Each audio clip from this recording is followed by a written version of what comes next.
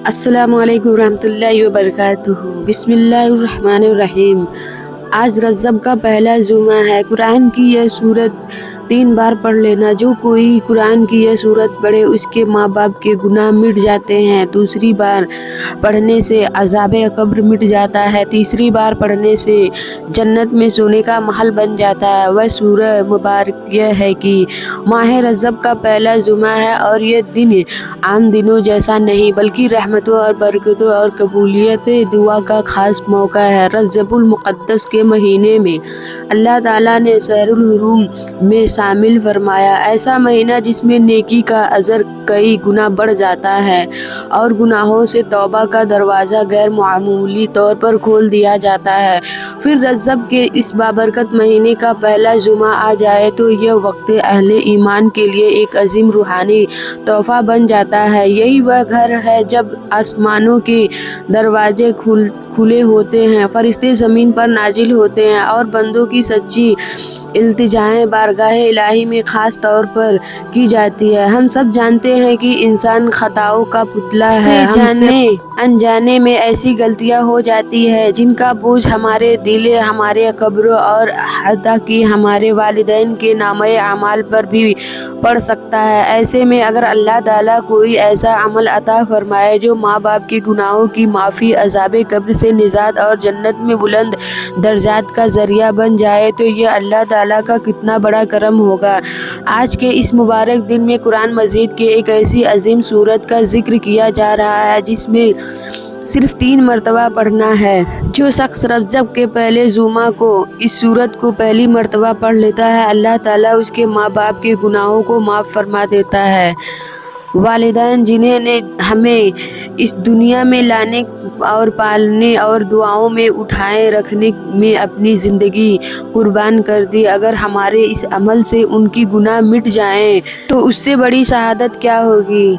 और दूसरी बार पढ़ने पर अल्लाह ताला उस पढ़ने वाले को अज़ाबे कब्र से महफूज फरमा देता है।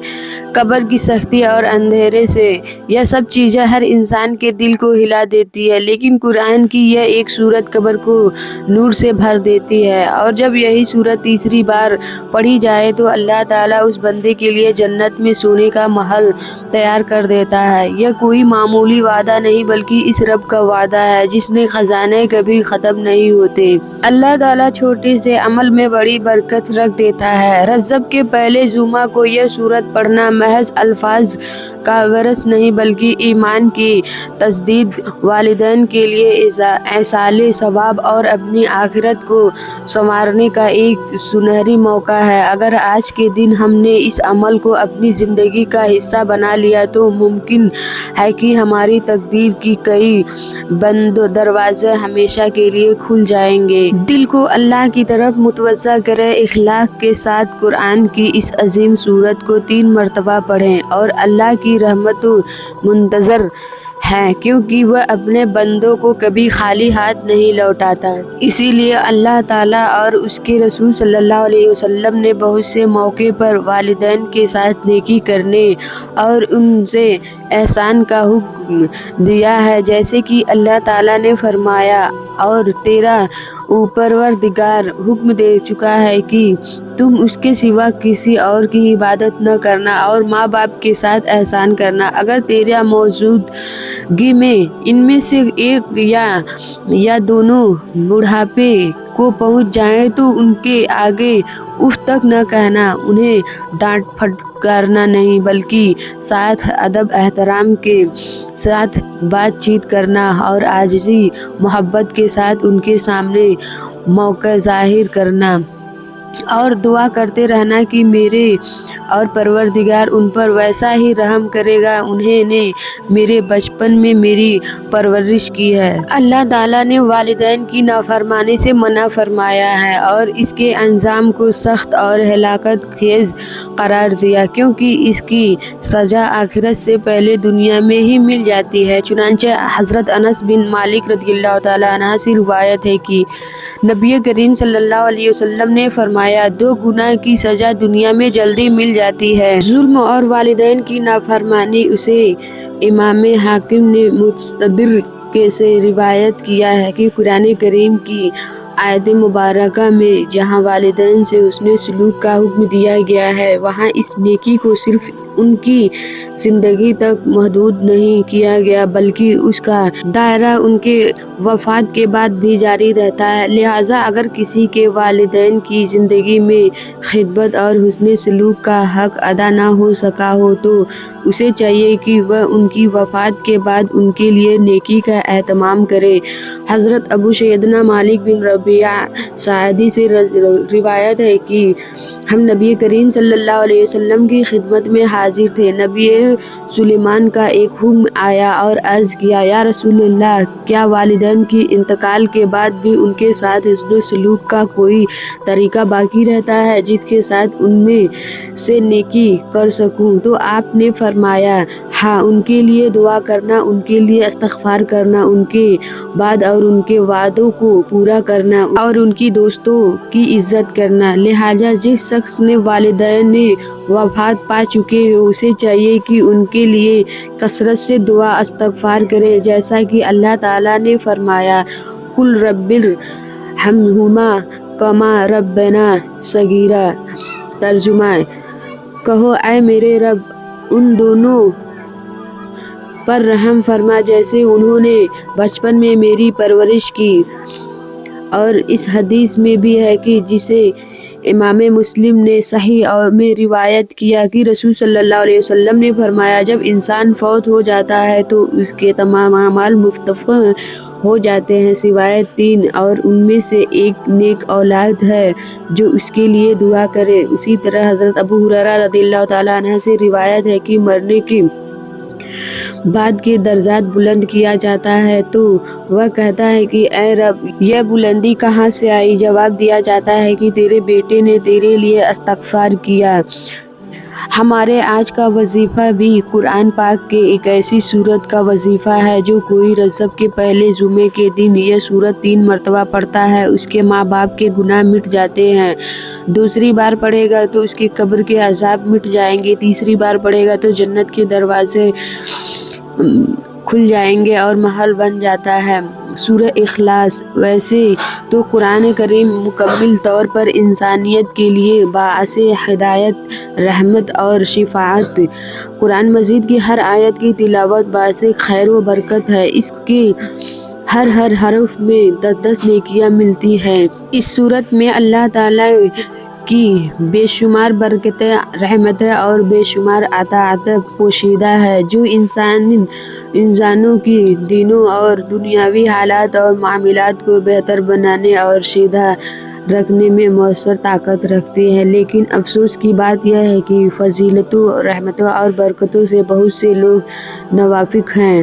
یہ قرآن پاک کی سب سے چھوٹی سورت ہے لیکن فضائل میں سب سے زیادہ۔ جو کوئی رجب کے پہلے جمعے کے دن یہ سورت 3 مرتبہ پڑھتا ہے تو اللہ تعالیٰ اس کے ماں باپ کے گناہ مٹا دیتے ہیں، قبر کا عذاب ختم ہو جاتا ہے، جنت میں محل بن جاتا ہے۔ یہ سورت آپ نے جمعہ کے دن کسی بھی وقت پڑھنی ہے۔ سب سے پہلے آپ نے حضور پاک صلی اللہ علیہ وسلم کی بارگاہ رسالت میں درود پاک کا نذرانہ پیش کرنا ہے، اور درود پاک آپ کوئی بھی پڑھ سکتے ہیں۔ ایک بار ثواب کی نیت سے میرے ساتھ بھی درود پاک پڑھ لیں۔ اللہم صلی علی محمد کما صلیت علی ابراہیم وعلی آل ابراہیم انک حمید مجید۔ اللہم بارک علی محمد وعلی آل محمد کما بارکت علی ابراہیم وعلی آل ابراہیم انک حمید مجید۔ درود پاک پڑھنے کے بعد آپ نے یہ آیت 41 مرتبہ پڑھنی ہے۔ سبحان ذی الجبروت والملکوت والکبریاء والعظمت۔ پاک ہے وہ ذات جو بہت زبردست قوت والی، بادشاہی، بڑائی اور عظمت والی ہے۔ یہ آیت 41 مرتبہ پڑھنے کے بعد اللہ تعالیٰ کے 2 مبارک ناموں کی تسبیح پڑھنی ہے، یا غفور یا رحیم۔ یہ ایک تسبیح پڑھنے کے بعد آپ نے 3 مرتبہ سورہ اخلاص کی تلاوت کرنی ہے۔ بسم اللہ الرحمن الرحیم، قل هو اللہ احد اللہ الصمد لم یلد ولم یولد ولم یکن لہ کفوا احد۔ سورہ اخلاص کی فضیلت یہ ہے کہ یہ اللہ کی وحدانیت کا نچوڑ ہے، اس کی تلاوت کا ثواب بہت عظیم ہے، جیسے ایک بار پڑھنا ایک तिहाई कुरान के बराबर है और उससे मोहब्बत करने वाले के लिए जन्नत में घर बनते हैं। अल्लाह उससे मोहब्बत करता है और यह शैतान के शर से बचाने के लिए भी मुफीद है और रोज़ाना तिलावत से गुनाह माफ़ और रहमत के दरवाजे खुलते हैं। 3 मरतबा सूरह इखलास की तिलावत करने के बाद आपने आखिर में फिर दोबारा दरूद पाक पढ़ना है जो शुरू में पढ़ा था। माह रजब इस्लामिक साल के उन बाबरकत महीनों में से है जिन्हें अल्लाह ताला ने खास हुर्मत फजीलत अता फरमाई। कुरान मजीद में अल्लाह ताला इरशाद फरमाता है कि बेशक महीनों की गिनती अल्लाह के नज़दीक 12 हैं, उनमें से 4 हुर्मत वाले हैं। सूरतुल तौबा 36 में मुफस्सिरीन के मुताबिक इन 4 महीनों में रजब भी शामिल है। एक और मकाम पर फरमाया, इन हुर्मत वाले महीनों में अपनी कानों पर जुल्म न करो। जो इस महीने में गुनाहों से बचता है अल्लाह पाक उसके सारे गुनाह माफ़ कर देते हैं। एक और हदीस में आया है कि हुर्मत वाले महीनों में नेकी का अजर बढ़ा दिया जाता है। बाज़ रिवायत में रजब को शहरुल अल्लाह कहा गया है, यानी अल्लाह का महीना, जिसमें इबादत, तौबा और इस्तिग़फ़ार की खुशवसी फजीलत बयान की गई है। अगरचे उन रिवायत की उस्ताद पर अहले इल्म ने कलाम भी किया है, इसलिए आतादिल लाजिम है कि इसी तरह जुमातुल मुबारक को इस्लाम में खास मकाम हासिल है। कुरान मजीद में अल्लाह ताला फरमाता है, ए ईमान वालो, जब जुमा के दिन नमाज के लिए पुकारा जाए तो अल्लाह के ज़िक्र की तरफ दौड़ो और खैरो फरोख्त छोड़ दो।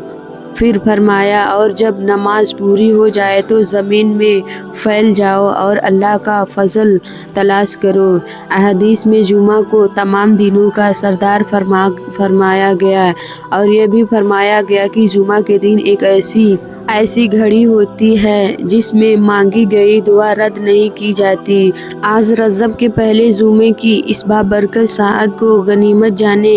यह वह लम्हे हैं जब अल्लाह ताला की रहमतें खास तौर पर नाजिल होती हैं, गुनाहों की बख्शिश के दरवाजे खुलते हैं और दुआएं कबूलियत का लिबास पहन लेती हैं। अगर हम खुलूसे दिल के साथ इस सूरह मुबारक को 3 मरतबा पढ़ लें तो तौबा सिर्फ अल्फाज की तिलावत नहीं रहती बल्कि माँ बाप के लिए मग़फ़िरत, कब्र के अंधेरों से निजात और जन्नत में दायमी नियामतों का सबब बन जाती है। आइए आज यह अहद करें कि इस अजीम मौके को ज़ाया नहीं करेंगे, अल्लाह के कलाम से अपना रास्ता मजबूत करेंगे और अपने वालिदैन, अपनी आखिरत और अपनी निजात के लिए इस अमल को अपनाएंगे।